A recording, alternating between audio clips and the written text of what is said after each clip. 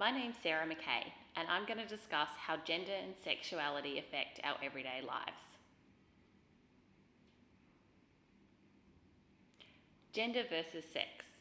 Gender, the state of being male or female, typically used with reference to social and cultural differences rather than biological ones. Sex is either of the two main categories, male and female, into which humans and most other living things are divided on the basis of their reproductive functions. In 1984, the Sex Discrimination Act came into force, making sex discrimination and sexual harassment across the various parts of public life against the law. In recent decades, women have made significant strides towards equality with men, at universities, in workplaces, in boardrooms and in government. There are some wonderful role models for our current and future generations. I especially love Jacinda Ardern, the New Zealand Prime Minister.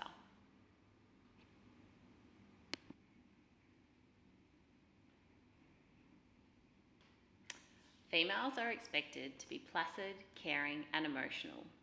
As a gender role, females are typically seen as primary caregivers.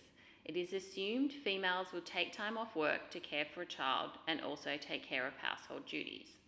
But hang on a second, what happens when women want to work or return to work after maternity leave? In a recent study by Princeton University, working mums risk being reduced to one of two subtypes: homemakers viewed as warm but incompetent, or female professionals characterised as competent but cold.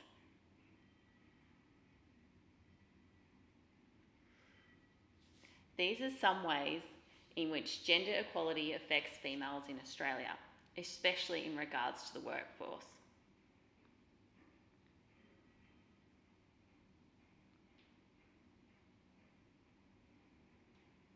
But let's not forget about men.